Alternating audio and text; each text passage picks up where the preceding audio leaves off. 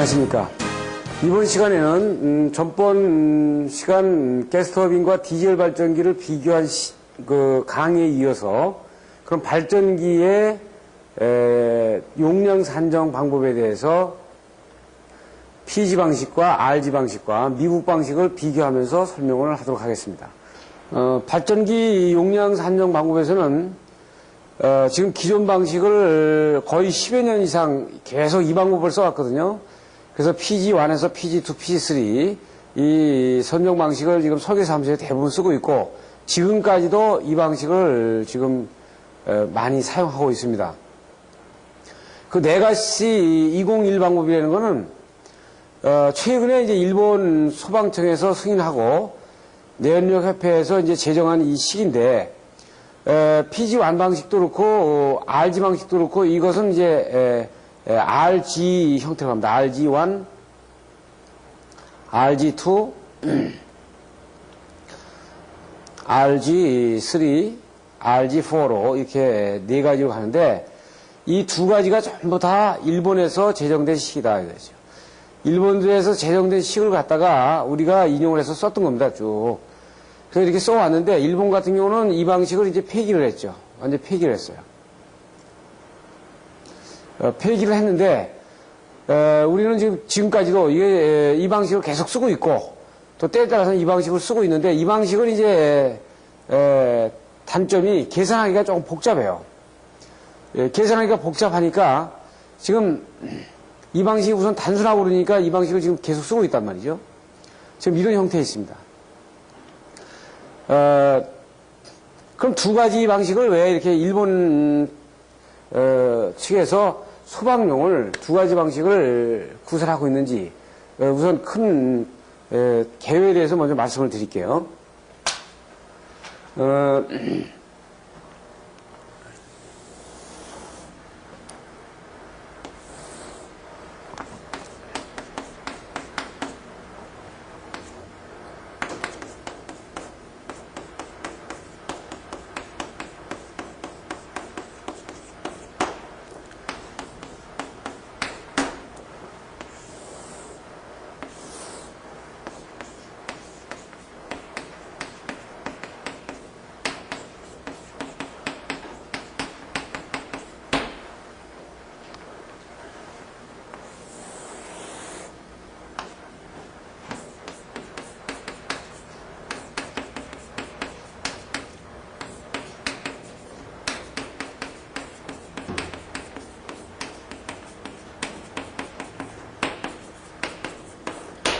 이렇게 우리가 표를 볼 수 있는데 즉 뭐냐면은 비상소방용 발전기 용량을 산정하는 방식을 미국과 일본 방식으로 나눠서 보게 되면 미국은 앞에서 전달한 바와 같이 모든 대상 부하를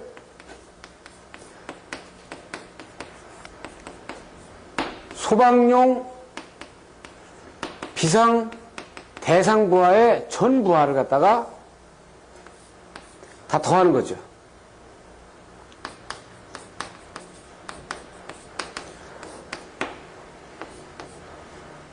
전체 부하가 되는 겁니다. 간단해요. 그러니까 여기에서는 비상이나 소방 부하에 대한 부분을 전부 다 더해가지고 이거를 커버할 수 있는 발전기 용량을 정하니까 여기는 여러 가지 식이 필요 없습니다. 이제 뒤에 여러분들이 보시겠지만 아주 간단해요. 그런데 이렇게 하니까 뭐가 나요?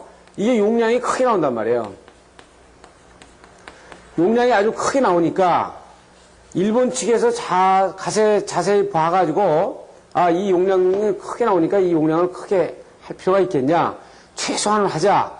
처음에 도입한 것이 이 PG 방식인데 이 PG 방식은 기존에 사용하던 재래식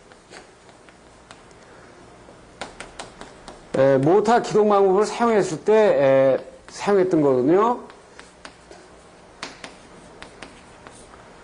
그러니까 여러분들 잘 아시다시피 직입기동, Y델타, 리액타, 콘돌파 기동을 옛날에는 고기동 범위에서만 했었잖아요. 그럴 때 사용했던 발전기 용량 방식이란 말이에요. 그런데 이것이 모터의 기동 방식이 바뀌어졌어요. 어떻게 바뀌어졌냐면 사이리스타 기동 방식이라든지 뭐 VVVF 방식이라든지 이런 전력전자를 이용하는 여러 가지의 방식들이 바뀌어지니까 지금 이런 방식에서 한계가 나오잖아요. 그래서 지금 이 고조파라든지 이런 역상분을 고려한 RG 방식으로다가 이게 방식이 넘어간 겁니다. 자, 보세요. 미국 방식은 간단해요. 지금도 그렇고 예전에도 그렇고 그렇게 복잡하지 않아요. 그냥 다 더해버리면 되니까. 용량이 많이 나오니까 용량을 줄여야 되는데 어떤 근거를 가지고 줄여야 되니까 이렇게 식들을 만들어가지고 줄여보는 방식을 만들어보는 거예요. 그럼 우리는 만약에 미국 거를 만약에 모방을 해가지고 만약에 발전기 용량을 산정하면 간단합니다. 여러 가지 이식을 가지고 고민할 필요가 없어요. 근데 지금까지 우리가 RG 방식을 썼고 그 다음에 또 PG 방식을 썼고 RG 방식으로 다시 옮겨가니까 또 RG 방식을 비교해서 봐야 되죠. 그래서 이 PG 방식은 이제 시계에 대한 팩터, 주는 팩터가 취소가 돼버리니까 의미가 없어요, 이게. 그래서 이 방식을 써야 되는데 한국 기술자들이 이 방식을 쓰자니 좀 복잡하고 이 방식을 쓰자니 이거 재래식 방법만 쓰고 있고 그러니까 이러지도 못하고 저러지도 못하고 그냥 대충 쓰고 있는 거죠. 그러니까 설계 사무실에서 설계 계산서를 받아보면은 지금도 어떤 설계 사무실은 그냥 PG 방식으로 내주고 있고 어느 설계 사무실은 RG 방식으로 내주고 있고 이것도 안 맞고 저것도 안 맞는 방식을 쓰고 있는 거예요. 네? 그렇지만 이제 시험에 여러분들은 시험에 나오는 부분도 그렇고 기술사가 되려면 이런 흐름들을 여러분들이 다 알고 계셔야 어디 가서 미팅을 하거나 그러면 아, 그 얘기가 지금 무슨 얘기다, 저 얘기가 무슨 얘기다라는 걸 알잖아요. 그래서 그런 차원에서 하나하나 이 부분을 비교 검토해 보도록 하겠습니다. 우선 여러분들이 단위를 좀 봐야 되는데 단위는 우선 PU라는 단위가 상당히 많이 나옵니다. 앞으로 여러분들이 이 PU라는 단위를 자주 보게 될 텐데 이 PU 단위의 목적은 우리가 예를 들어서 유효전력을 킬로와트라고 하고 진상전력을 우리가 kVA로 하고 지상전력을 kVAR로 하잖아요.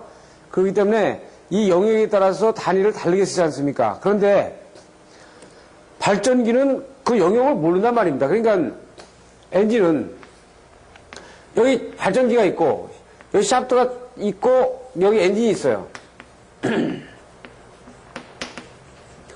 그러면 이 엔진이 이 발전기를 돌릴 때는 이 발전기 부하에 진상이 걸리는지 지상 부하가 걸리는지 유효 부하가 걸리는지 이 발전기는 알 바가 없죠. 네? 그럼 발전기를 일단 이 엔진을 돌려주면 되는 거예요. 근데 발전기에는 이런 형태의 세 가지 형태의 부하가 걸리지 않습니까? 그럼 이 부하가 걸리는 상태에 따라서 이 엔진 출력에 영향을 미친단 말이에요. 그렇지만 엔진에서는 어떻게 되어 있어요? 단위를 같이 해야죠. 그럼 엔진의 출력을 갖다가 진상 때 엔진 출력을 또 달리하고 지상 때 엔진 출력을 달리하고 유효전력 때 엔진 출력을 달리할 수가 없으니까 이거를 단위를 하나 더 몰아서 같이 맞춘 것이 PU입니다. 그래서 kVA, 킬로와트 이걸 혼용을 맞기 위해서 보시게 되면 킬로와트 때 100%의 부하를 1.0으로 놓고요. 지상으로 가게 되면 약 50% 이런 곡선으로 약간 그 단위의 출력 범위가 조금 줄어들죠.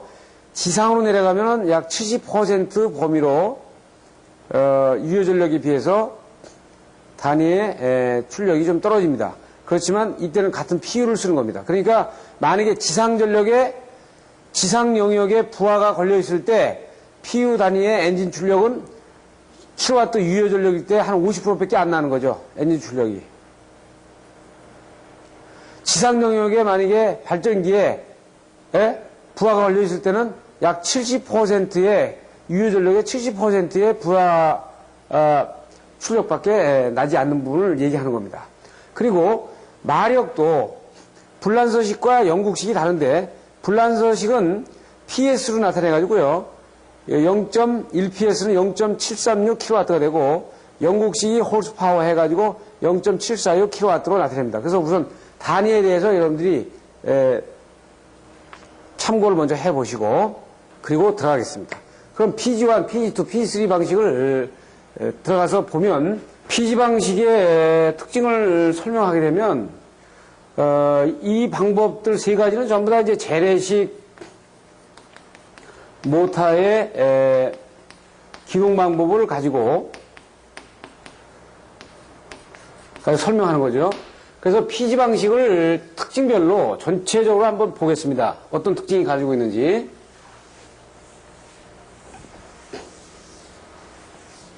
그러면 피지 방식은요, 첫째, 발전기의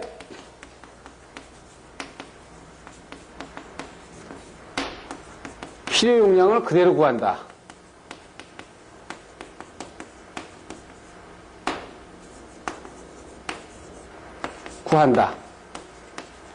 KVA.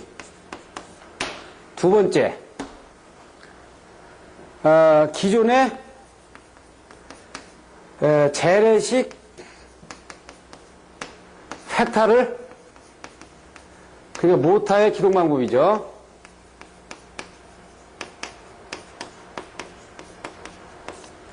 팩타를 그대로 사용한다.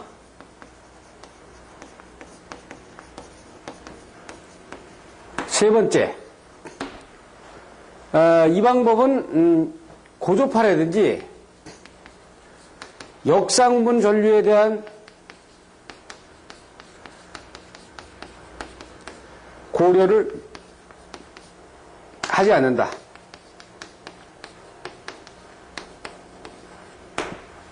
이 특징입니다. 자, 그런데 여기서 이제 좀 주의하실 게 있어요. 만약에 이 학생들이 이 강의를 듣는다고 치자고요. 대학생들이. 근데 발전기도 안 받는데 뭐 이거 가지고 얘기하면 다 알 것 같은데 안 돼요. 지금 이거는. 그래서 실제로 지금 이 부분이 딱 여러분한테 산지식으로 들어가려면 정말 설계 사무실에서 계산서를 내놓은 걸 가지고 도면에 가 있는 부하 리스트를 가지고 어떻게 진짜 발전기 용량을 산정을 했는지 도면을 일일이 확인하면서 아, 이런 도면은 이렇게 모타를 이렇게 가져갔구나. 그래서 이 배전반 간선 라인에 비상대는 이렇게 간선해서 이 발전기에서 전원을 나눠주는구나. 이런 것들을 감각을 가지고 해야지 이거 안 되는 겁니다. 그래서 제가 계속적으로 말씀드리는 것이 이 강의를 들어가지고 만약에 실무의 경험이 전혀 없는 분이 다른 사람한테 또 강의를 한다. 이 필링이 그대로 전달이 안 돼요.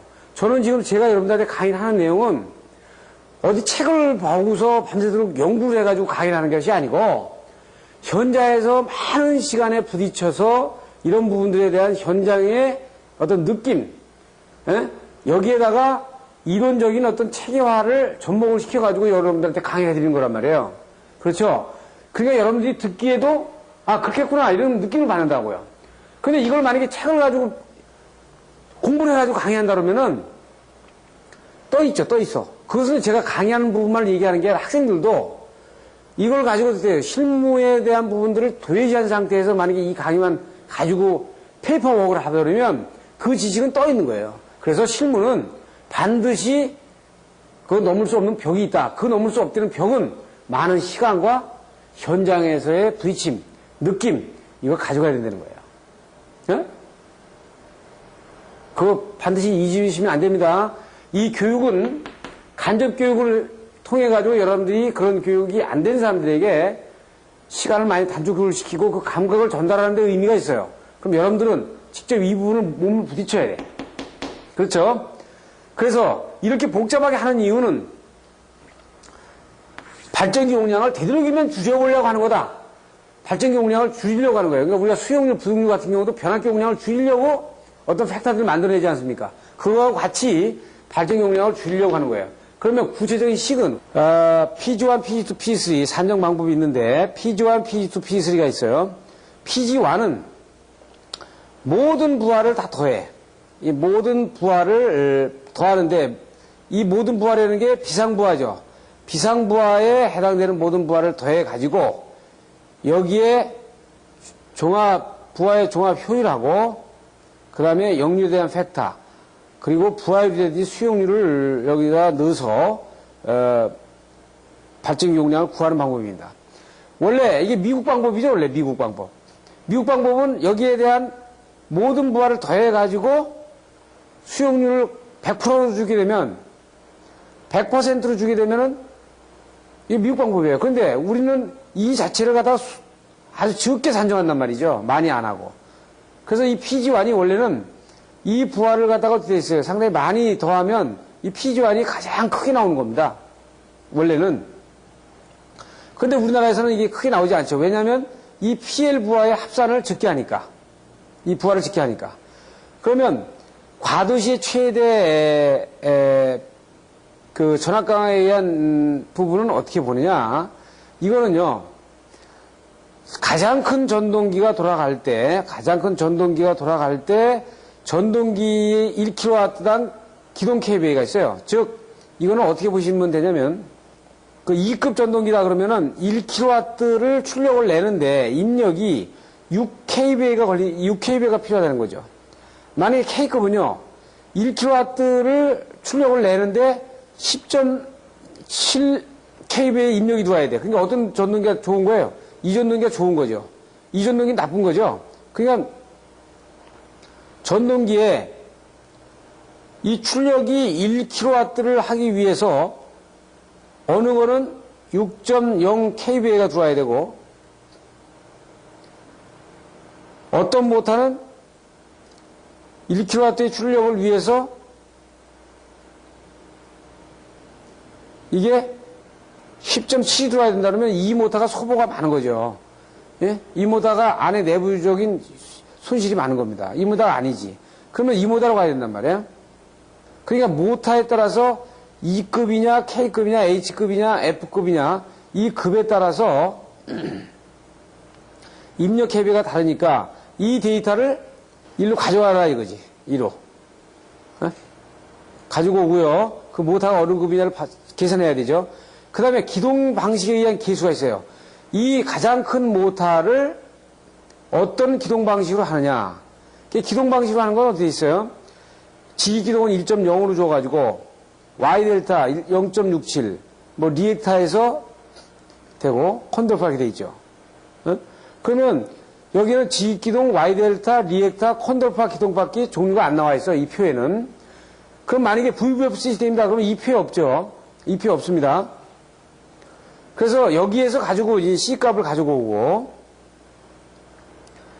베타 값도 거기서 가져오고요. 그 다음에 직축 과도리액탄스니까 보통 이 부분을 0.2에서 0.25로 보지 않습니까? 그럼 0.2에서 0.25로 집어넣고 그 다음에 전압강화를 얼마나 하냐. 이건 1- 델타 V 분의 델타 V에도 되긴 돼요. 똑같은 얘기입니다. 여기다 퍼센트로 100을 곱한 거기 때문에 그러면 전압강화를 허용하는 전압강화는 20%가 넘어가면 안 되니까 대개 100으로 하게 되면 이게 100-80 네? 80 이렇게 되겠죠. 1로 하게 되면 1-0.8에 0.8 이렇게 되겠죠. 자, 그러면 이렇게 하면은 이게 뭐냐면 모터 과도시 최대 전압강화니까 가장 큰 모터가 소방부하의 가장 큰 모터가 돌아갈 때 그 모터가 돌아가는데 지장이 없는 전압강화를 고려한 발전기 용량을 구하는 방식입니다. 지금 이 얘기는 무슨 얘기냐면 여기 제네다가 있으면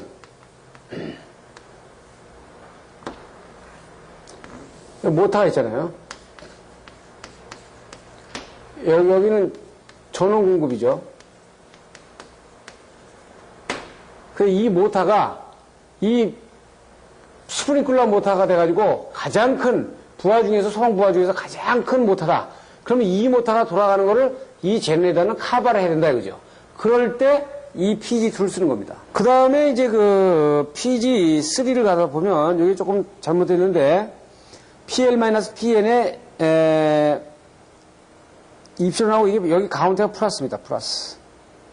플러스가 빠졌는데 플러스가 그러니까 요거는 베이스 로드거든요. 요 베이스 로드. 요 베이스 로드라는 건 뭐냐? 과도시인데 단시간 베이스 로드가 있는 상태에서의 출력이다. 즉 어떻게 보시냐면 PG2하고요. PG3하고 이렇게 두 가지 나누시는데 PG2는 처음에 전동기가 최대 전동기가 이렇게 돌아가면서 돌아갈 때 이렇게 전압강화를 만약에 많은 기어 전류를 필요하게 되면 이거를 커버하도록 하바는 전동기에 그 파워를 주는 발전기 용량이 되는 거고요. PG3는 베이스로드, 정렬이 딱 되게 되면 전등, 일반적인 전등이 들어가 있단 말이에요. 들어가 있는 상태에서 전동기가 돌아가는, 이렇게 들어가는. 그러니까 이것보다는 이게 열악하죠. 발전기 쪽으로는 상당히 베이스로드 없이 발전기 먼저 돌아가고 그 다음에 베이스로드가 그 다음 뒤로 들어가는 거니까 이거는 발전기에서 부담이 별로 없는데 발전기식에서 봤을 때는 이 부하가 먼저 들어가고 전동 부하가 들어가고 그 이후에 최대 전동기가 들어갈 때는 이 부하에다가 플러스 뒤에 전동기에 대한 최대 부하 이거 더해줘야 될 거 아닙니까? 그러니까 여기에서는 어떻게 돼 있어요? 모든 부하에서 가장 큰 전동기를 빼니까 모든 부하에서 가장 큰 전동기를 빼니까 이때 가장 큰 전동기를 빼니까 이게 베이스로드가 된단 말입니다. 그래서 여기에 대한 그 효율 넣고요. 플러스 이 가장 큰 전동기의 베타값과 C값과 그때 파워 팩터 그리고 종합 역률을 잡아놓는 거죠. 그렇기 때문에 이 PG1과 PG2와 PG3에서 가장 크게 전동기가 나올 수 있는 식은 상황에 따라서 PG1이 가장 크게 나올 수도 있고 PG3가 가장 크게 나올 수도 있다. 이렇게 볼 수 있는 겁니다. 그러면 여기에서는 여기서 KV 이게 A가 되는 거죠. KVA 여기도 KVA가 되고요. 단위가 여기 KV 여기 A가 되는 겁니다. 그래서 PG1을 보시게 되면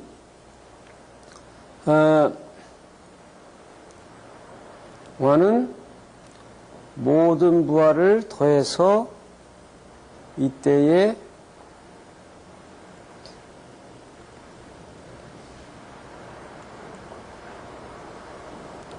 KVA가 되겠고요.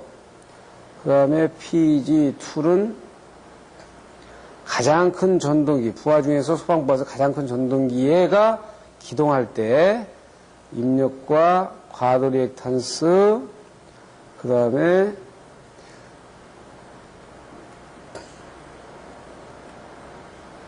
되겠죠. 그 다음에 PG3는 베이스로드니까 전 부하에서 이때는 로테이션을 달리했습니다. 가장 큰 전동기지만 이때 로테이션하고 좀 달리했죠. 베이스로드가 있는 상태에서의 가장 큰 전동기니까 이때 로테이션을 좀 달리해가지고 이때 효율 플러스 대가로 치고 이 베이스로드를 뺀 나머지 전동기가 가장 큰 전동기에 돌아갈 때의 베타각과 C 이때는 어떻게 돼 있어요? 과도 리액탄스를 빼야죠. 왜냐하면 이미 베이스로드가 들어갔으니까 과도 상태가 아니지 않습니까? 그러니까 XD가 빠진 겁니다.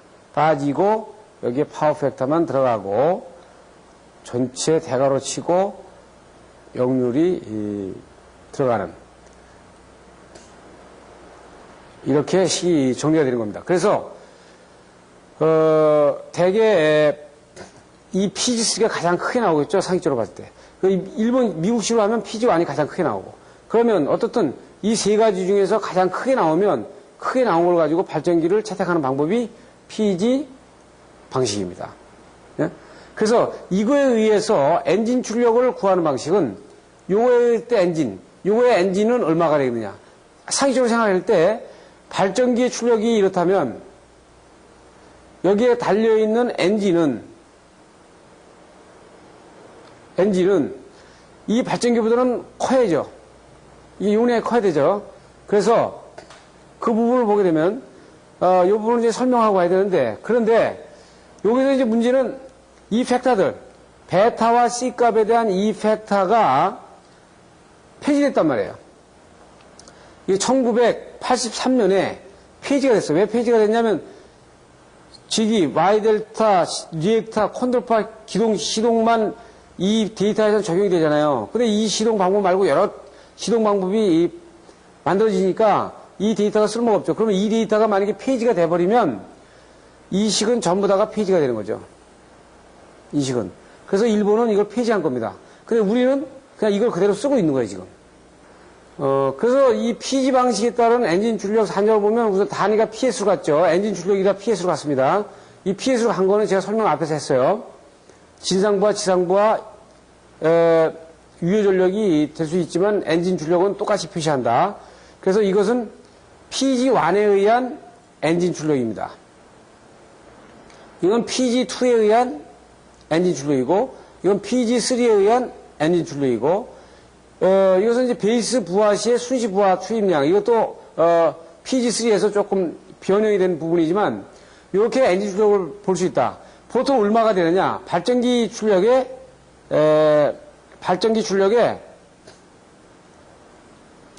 엔진이, 제네다에 곱하기 1.2로 보시면 됩니다. 발전기의 약 20% 압이된 용량으로 다 보시면 돼요. 그런데 이 시스템도 이것도 어떻게 돼요? 폐지되는 거죠, 그래요. 왜냐하면, PG 방법이 폐지가 되면 이거에 의한 엔진 출력 방법도 자동 폐지가 되는 겁니다. 그래서 우리는 과정을 알아야 되니까 왜 폐지가 되는지 이런 부분들을 봐야죠. 지금도 현재는 이게 쓰기가 편리하니까 많이 쓰고 있는데 우리 전기에서는 엔진 출력까지는 해줄 필요가 없어요. 발전기 용량만 내면 이것은 어떻게 되느냐? 발전기 회사의 카탈로그에 만약에 캐터필더 해인 중기다 그러면은 해인의 카탈로그에 같은 베이스먼트의 발전기가 300kg짜리가 걸린다. 그럼 우리 발전기에 대한 용량만 내주면요. 여기에는 이 300kg짜리 발전기를 돌리기 위해서는 엔진의 마력이 몇 마력이 되었다는 것이 딱 이게 세트화 되어 있어요. 그렇죠. 우리가 이 엔진에 대한 출력까지는 구할 필요가 없다고요. 여기까지만 구해주면 이거는 300마력, 300kW를 돌리기 위한 엔진의 PS의 규격은 얼마가 돼야 된다. 이렇게 딱 나와 있단 말이에요. 그래서 그렇지만 우리가 이제 그 과정들을 한번 봐주는 거죠. 그 다음에 이제 우리가 봐야 될 것이 하나는 요건 이제 주택공사에서 맞는 시기인데 발전기 대형 아파트 같은 경우는 대형 아파트에서만 쓰는 방법입니다. 대개 아파트에는 승강기 부하가 가장 크니까 승강기 부하의 입력에다가 수용률을 곱한 값하고 전동기 부하의 피집수 입력에다가 수용률을 곱한 값하고 조명 부하 입력에다가 수용률을 곱한 값하고 그 다음에 오수 정화 부하의 수용률을 50% 정도 액화 저장생 탱크가 있는 경우에 요 부분을 전부 다 더해서 이것이 동시에 안 걸릴 테니까 여기다 부동률을 집어넣어 가지고 발전기를 용량을 구하는 방식을 선정을 해서 쓰고 있어요. 이거는 주택공사에서 만들어서 쓰는 방식입니다. 그래서 참고로 이렇게 보시고요. 그래서 이제 우리가 지금까지 본 거는 PG 방식의 문제점으로다가 봉착되는 거는 이 계수를 결정적인 이 계수를 1983년에 폐지했다는 데 문제가 있어요. 그러니까 이 계수를 쓰는 식들은 전부 다가 쓸 수가 없는 부분이죠. 그래서 PG 방식은 원칙적으로 써서는 안 되는 방식입니다, 이게. 그래서 지금 현재 우리 국내 설계사무실에서는 이 부분에 대한 것이 그냥 발전 용량을 구하는 게 손쉽고 하기 때문에 이 방법을 그냥 간이용으로 쓰고 있는 겁니다. 그럼 다음으로 PG 방식에 대해서 검토를 해봤고요.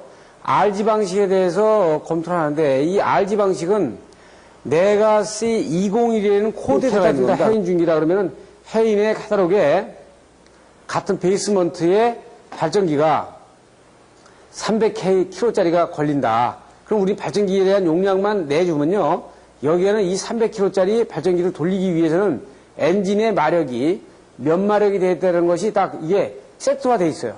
그렇죠. 우리가 이 엔진에 대한 출력까지는 구할 필요가 없다고요. 여기까지만 구해주면 이거는 300마력, 300kW를 돌리기 위한 엔진의 PS의 규격은 얼마가 돼야 된다. 이렇게 딱 나와 있단 말이에요. 그래서 그렇지만 우리가 이제 그 과정들을 한번 봐주는 거죠. 그 다음에 이제 우리가 봐야 될 것이 하나는 요건 이제 주택공사에서 맞는 시기인데 발전기 대형 아파트 같은 경우는 대형 아파트에서만 쓰는 방법입니다. 대개 아파트에는 승강기 부하가 가장 크니까 승강기 부하의 입력에다가 수용률을 곱한 값하고 전동기 부하의 피집수 입력에다가 수용률을 곱한 값하고 조명 부하 입력에다가 수용률을 곱한 값하고 그 그 다음에 오수 정화부하의 수용률을 50% 정도, 액화 저장생 탱크가 있는 경우에 요 부분을 전부 다 더해서 이것이 동시에 안 걸릴 테니까 여기다 부등류를 집어넣어가지고, 발전기를, 용량을 구하는 방식을 선정을 해서 쓰고 있어요. 이거는 주택공사에서 만들어서 쓰는 방식입니다. 그래서 참고로 이렇게 보시고요. 그래서 이제, 우리가, 지금까지 본 거는 피지 방식의 문제점으로다가 봉착되는 거는 이 계수를, 결정적인 이 계수를 1983년에 폐지했다는 데 문제가 있어요. 그러니까 이 계수를 쓰는 식들은 전부 다가 쓸 수가 없는 부분이죠. 그래서 피지 방식은 원칙적으로 써서는 안 되는 방식입니다, 이게. 그래서 지금 현재 우리 국내 설계사무실에서는 이 부분에 대한 것이 그냥 발전 용량을 구하는 게 손쉽고 하기 때문에 이 방법을 그냥 간이용으로 쓰고 있는 겁니다. 그럼 다음으로, PG 방식에 대해서 검토를 해봤고요. RG 방식에 대해서 검토를 하는데, 이 RG 방식은 네가시 201이라는 코드에 들어가 있는 겁니다. 그럼 네가시 201이 뭐냐? 지금 보시면, 여기 보시는 것처럼, 네가는 일본 내연력 설비협회에서 만든 C는 코드라는 얘기입니다. 그래서 일본 내연력 협회에서 규정한 코드에 비상발전기를 규정해 놓는 식이 201이에요. 그래서 이걸 일본 소방청에서 이걸 인정한 겁니다. 예? 국가 소방청에서 인정한 거예요. 이 방식대로 비상발전기를 구하면 되겠다. 그래서 우리가 일반적으로 JEM은 일본 전기 공업 협회 규격을 말하는 거죠. 그래서 네가시 201이라는 거는 일본 내연력 협회의 설비협회의 규정이다. 뭐에 대한 규정이냐? 비상발전기 용량을 구하는 공식의 규정이다. 이겁니다. 그러면 이 방식이 출현하게 된 동기는 첫째, 아까 말씀드린 대로 이 모타의 기동 방식에 의한 여러 가지 팩터들이 폐지됐단 말이에요. 그리고 고주파 부하가 상당히 많이 발생이 돼. VVF 시스템이라든지 인버터라든지 해가지고 이 방법이 상당히 많이 발생이 되니까 여기에 대한 대응하는 계산 방식이 요구되는 거고, 비상용 승강기가 있는 경우에 이 위에 이런 팩터들 때문에 상당히 그 계산 방법에 다시 재검토, 정확한 검토가 필요하겠다. 그래서 이 방법을 산정한 겁니다. 기본에 대한 산정 방법에 대한 네가시 201에 대한 산정 방법은 계수를 구해가지고요. 계수를 구해가지고 이 계수를 비상용의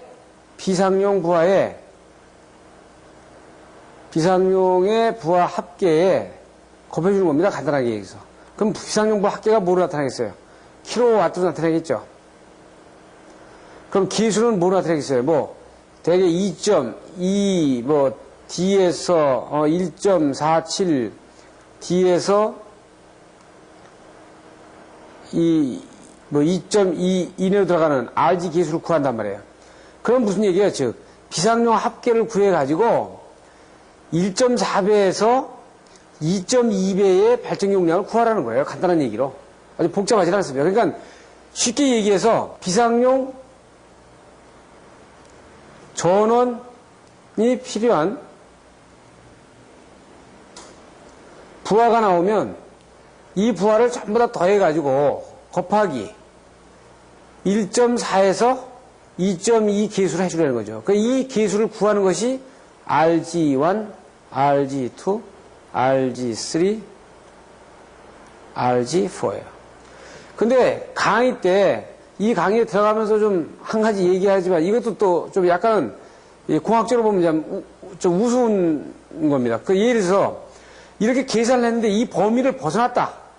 1.4에서 2.2의 범위를 벗어난 큰 수치가 나왔다.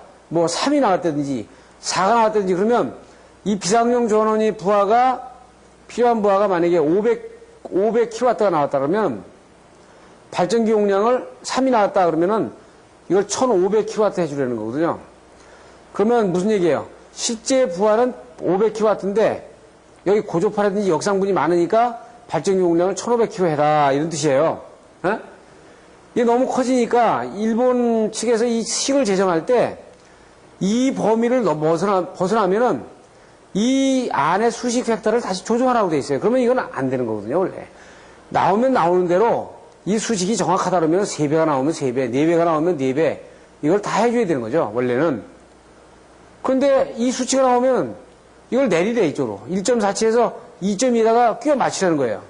그러니까 이것도 어떻게 보면 정확하지 않다, 이렇게 보는 거예요. 저는 개인적으로 의견이 그렇습니다.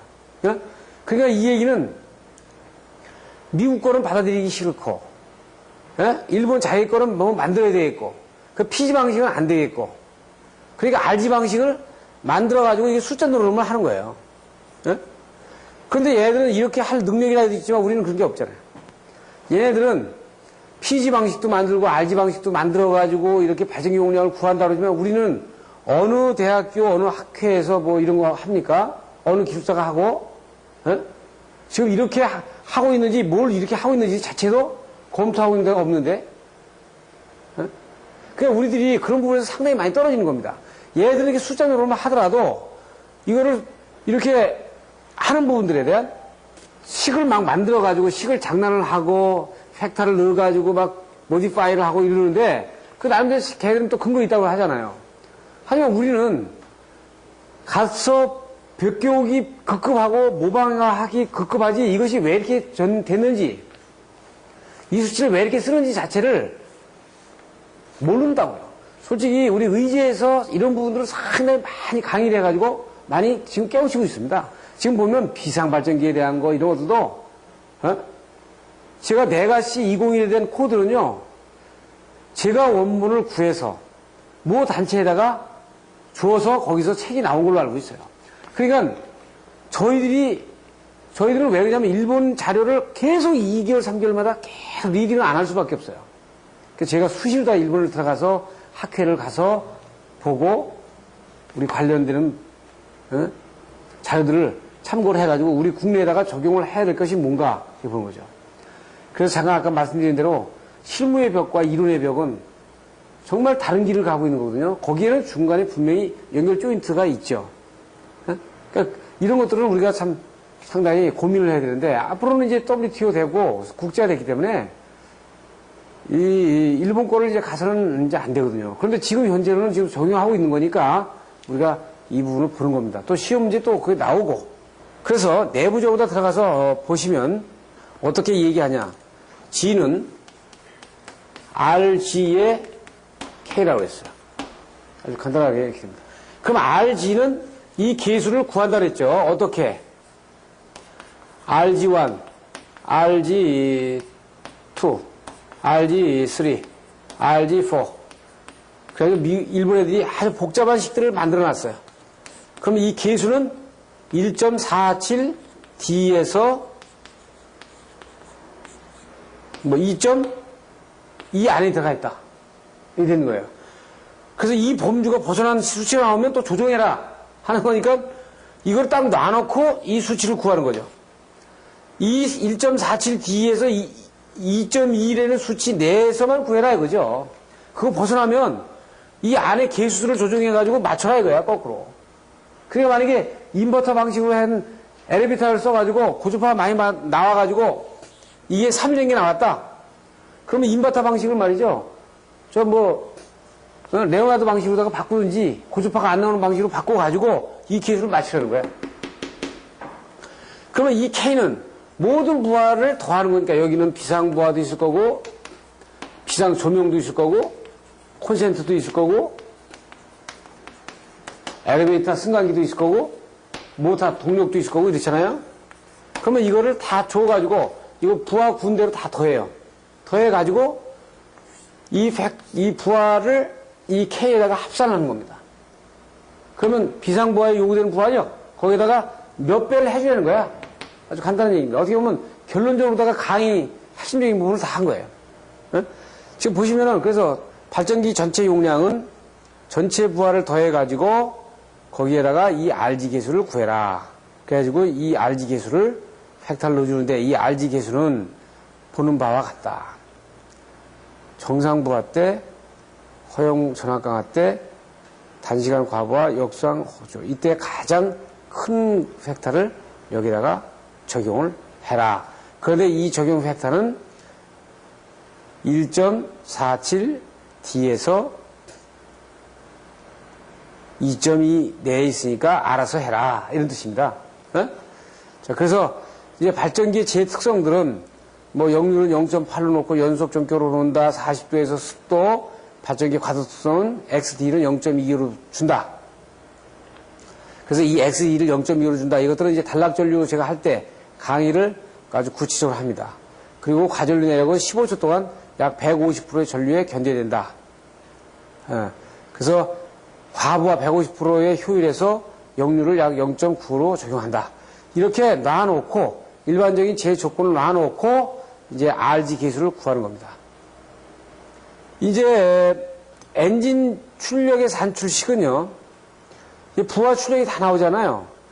불화 출력이 나오면 부하 출력을 여기다 집어넣고 먼저 1.36배를 해주고 엔진 출력 계수를 RE 계수를 가지고 구합니다. 그래서 이 RE 계수는 이렇게 구해라 이거죠. 이렇게. 그래서 전격 부하 때, 변동 부하 때 이렇게 되는데 이것이 뭐냐면 발전기에 여기도 발전기에 약 1.2배가 돼요. 만약에 1.2배라고 치면 보세요. 엔진은 얼마가 되는 겁니까? 종합적으로. 여기에 1.2배, 여기에 1.36 곱해주고 발전기 용량 나오니까 약 한 1.4 정도 되겠죠. 그 정도의 출력 제가 되는 거예요. 그래서 RE 값의 실험값은 이 RE 값도 엔진 출력 계수도 이 엔진 출력 계수도 여기서 나오는 대로 식대로 다 구해라. 이게 아니라 이거 1.3D에서 2.2 내에 가라 이거죠. 에? 이것도 나중에 이제 수식 나오면 수식 되면 여기 4가 나왔다. 그래서 발전기 용량을 발전기 용량을 4로 해라 이게 아니라 요 1.3D에서 2.2 안에서 수식해서 하도록 돼 있죠. 그렇게 하고 지금 이제 여러분들 교재에서 이 표를 봅니다. 이 표는 뭐냐면 엔진의 부하 투입 용량인데 이건 무슨 얘기냐면요. 아주 상식적인 얘기입니다. 결론적으로 상당히 많은 투입을 만약에 상당히 많은 투입을 갑자기 하면 상당히 많은 투입을 갑자기 하면 기간은 적은 거죠. 만약에 적은 부하를 투입하면 이게는 상당히 오래 들 수 있잖아요. 그러니까 이 썸이 반비례하는 거 아닙니까? 예? 그러니까 이것은 어떻게 돼요? 이런 직사각형의 넓이에 고정된 직사각형의 넓이에 포함 이 콘스탄트 된 넓이는 그대로 되어 있는 거예요. 그러니까 만약에 피스톤에 내량이 있으니까 피스톤 내량이 있으니까 갑자기 큰 부하가 걸리게 되면 그거는 단시간 갑자기 큰 부하를 단시간만 걸어라 이거죠. 만약에 조그만 부하를 걸면 아주 장시간 걸 수 있죠. 그러니까 합은 이런 역비례하는 삼각합이 될 수 있어요. 그죠?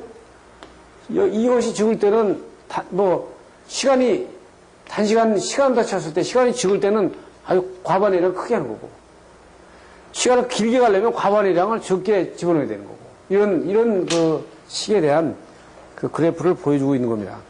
그래서 정압률 얘기가 뒤에 나옵니다.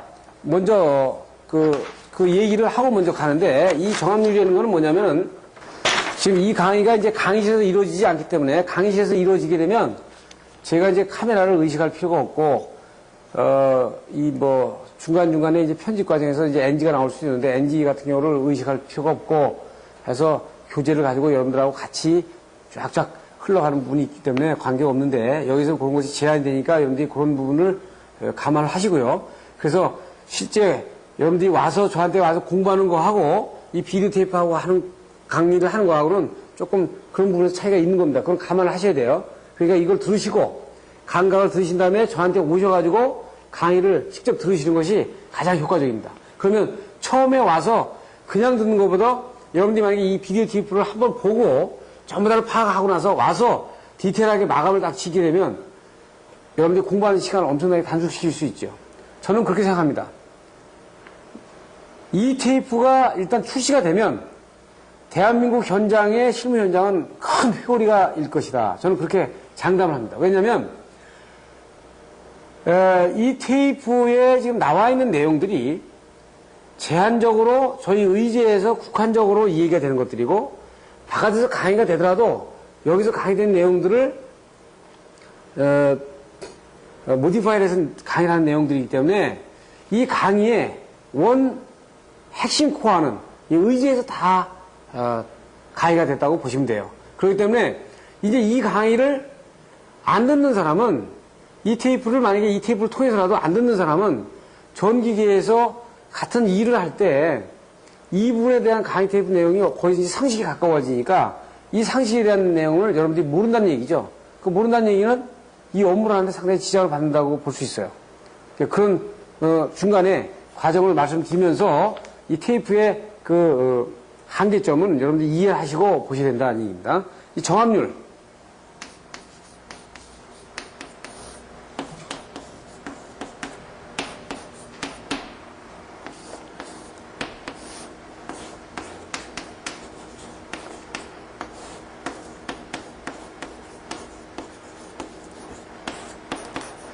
이거를 간단하게 하면 이렇게 나온다는 얘기거든요.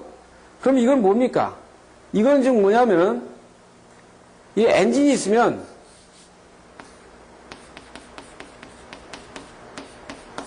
이 발전기가 같이 달려있단 말이에요.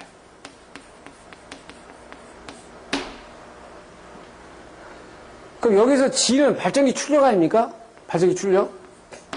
E는 원동기 출력이에요. 그러면 정압률이라는 거는 이 두 개가 어느 정도의 적정한 그 수치에 가게 되는 거냐. 가장 정압률은 어떻게 돼 있어요? 이 MR은 0.7에서 1이 좋겠다. 돼 있는 거죠. 그러면 만약에 1로 해봐. 이걸 1로 하면 이 정압률이 1이 되려면은 발전기보다 엔진 출력이 20% 커야 되죠. 그래서 정압률이 0.7이라고 하면 발전기 엔진 출력이 발전기보다 0.7로 되니까 여기서 0.7이니까 여기 1.1을 줬으니까 거의 1에 가까운 거죠. 네? 자, 잘 보세요. 1이라는 거는 0.7이라는 거는 엔진이 발전기보다 적다는 것이 아니라 거의 비슷하다는 뜻이에요. 1이라는 거는 엔진의 출력이 발전기보다 약 20%가 크다는 뜻이죠. 네. 이렇게 해줘야 된다는 얘기입니다. 정압률. 이 정압률을 딱 정해놨으니까. 그러니까 발전기는 항상 어떻게 된 거예요? 발전기는 엔진보다 낮은 거죠. 출력이 낮아야 돼. 발전기는 항상 엔진보다 출력이 낮아야 되고 엔진은 항상 발전기보다 최대 1.2배까지 커야 된다는 얘기를 이 정압률에서 얘기하고 있는 겁니다. 그래서 일본에서의 그 산정 방법은 이게 굉장히 복잡하기 때문에 이걸 일일이 계산하지 않고요. 하나의 시트를 만들어가지고 그 칸을 딱 채우면 딱 대결해 있어요. 그래서 실제로다가 뒤에서 이제 그 자료를 여러분들이 저희가 복사를 해가지고 자료를 만들어가지고 여러분들한테 제공을 하니까 여러분들이 그걸 보시면 되겠습니다. 만약에 예를 들어서 R2는 1.3의 D다. 그러면 1.3의 이 D값은 얼마 되냐. 그래서 여기 넣으라. 그 다음에 나온다. 그럼 이걸 가지고 그 다음 들어가자. 이런 식으로 해놨단 말이에요. 그러니까 아주 손쉽게 돼 있어요. 복잡한 식을 여러분들이 구하지 않고 이 테이블에 의해서 다 가져가도록 이렇게 됐다고요. 자, 그러면 여기서 제가 아까 말씀드린 대로 발전기 용량 구하는 방법을 가는데 이제 RG는 계수를 구하는 거라고 그랬어요. 계수. G는 RG 계수를 구해가지고 K가 발전기 용량에다 구한다 이렇게 됐다고요. 그럼 K를 구하는 것이 뭐가 되냐 이런 얘기했죠. RG는 아까 얘기한 대로 RG1서부터 RG4까지 있는데 다 구해도 1.47D에서 이 RG는 절대 2.2를 넘어가면 안 된다 이거지. 이거에 의해서 R2를 구하는데 R2도 반드시 뭐예요? 2.2하고 2.0D? 뭐, 이런 또 숫자 안에 들어가야 되죠. 그리고 또 이 R2하고 이 발전기의 계수, 정압률, MR은 2분의 G의 1.2K가 돼야 되고, 이 MR은 0.7에서 1 사이에 있어야 된다. 이런 조건을 다 만들어 놓은 거야. 지금 보세요. 이 칠판을 전체를 한번 보세요. 이 칠판 전체를 보시면은 핵심이 뭐예요? 이건데 이렇게 구해보고 이렇게 구해가지고 이런 조건에 들어가 있는 겁니다. 그래서 K를 구하면 K는 어떻게 하냐 보세요. 자, K가 일반적인 유도운동기는 그냥 전격 출력을 다 더하고요. 비상용 승강기가 있다 그러면 여기에 환산계수 1.24를 곱해가지고 권산전동기에 출력을 넣어가지고 비상전동기를 전동기에 대한 용량을 구해라 이거죠. 그러면 이게 뭐예요? 여기 K의 전동기의 부하를 합산하는 거예요.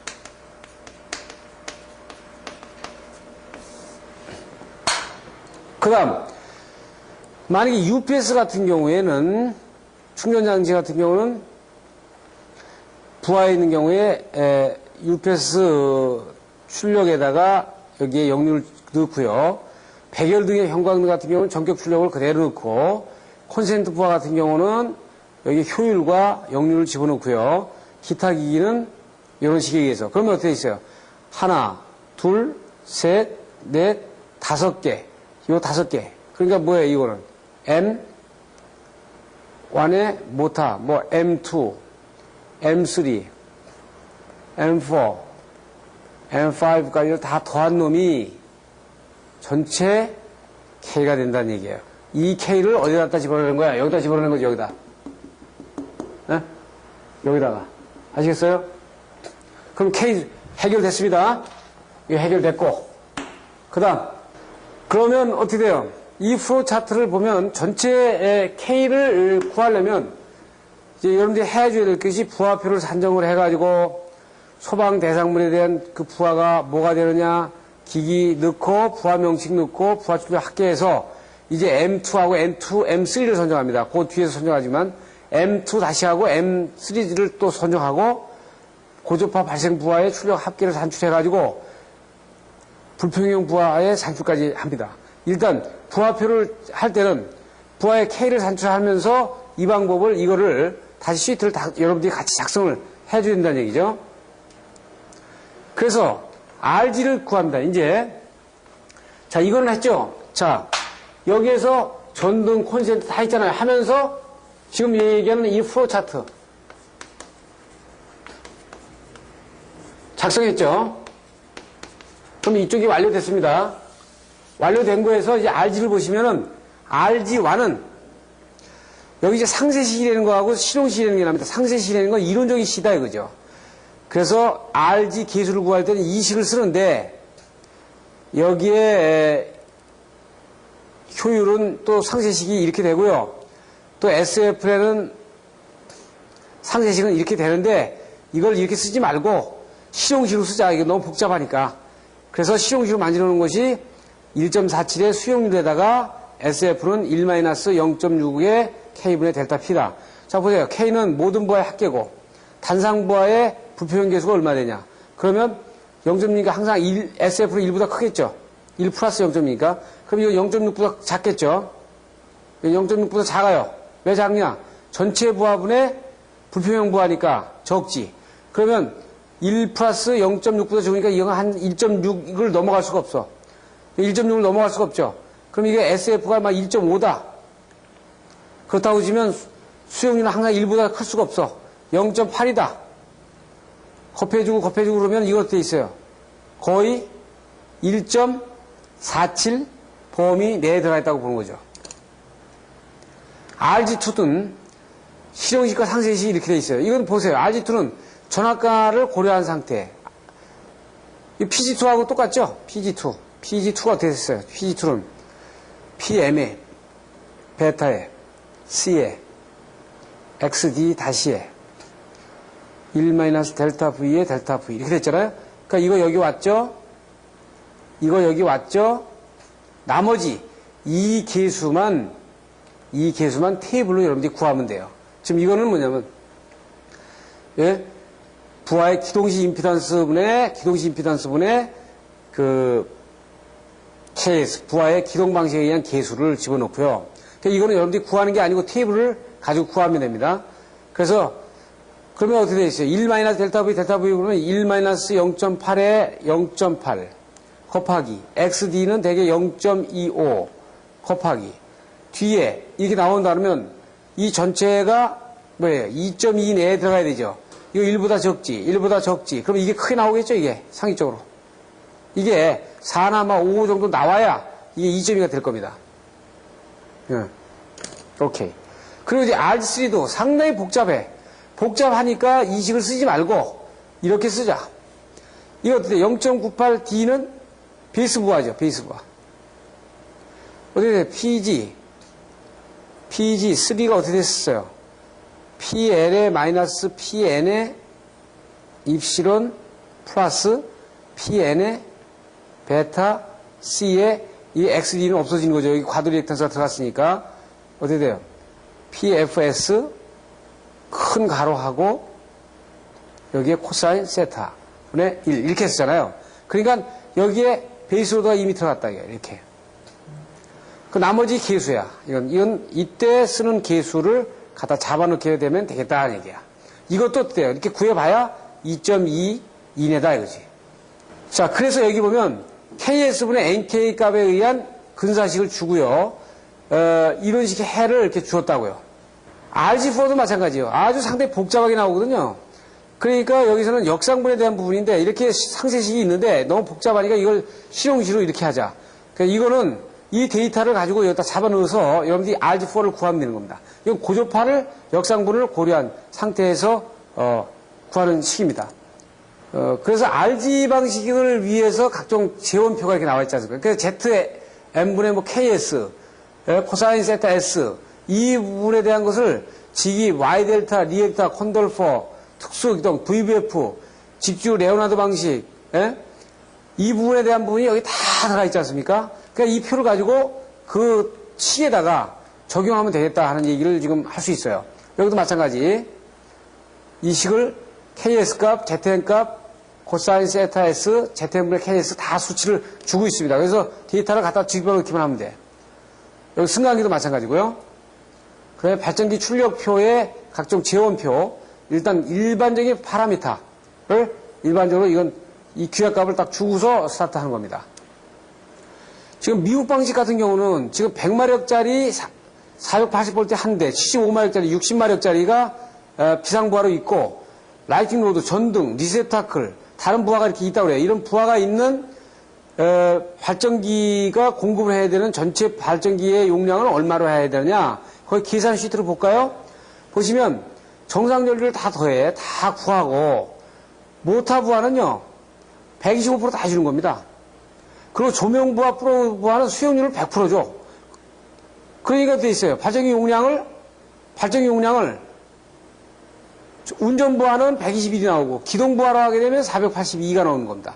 이렇게 운전 부하로 하면 요게 나오고 기동 부하로 하면 이렇게 나오면 여기서 기동 부하를 가진 482kW의 기동 용량을 가지거나 421kW의 운전 용량을 갖는 용량을 가져야 되니까 당연히 482가 크니까 482보다 큰 발전기를 선택하면 표준 용량을 구하면 여기서 500kW의 발전기 용량을 선정하면 되겠죠. 이게 간단하다고요.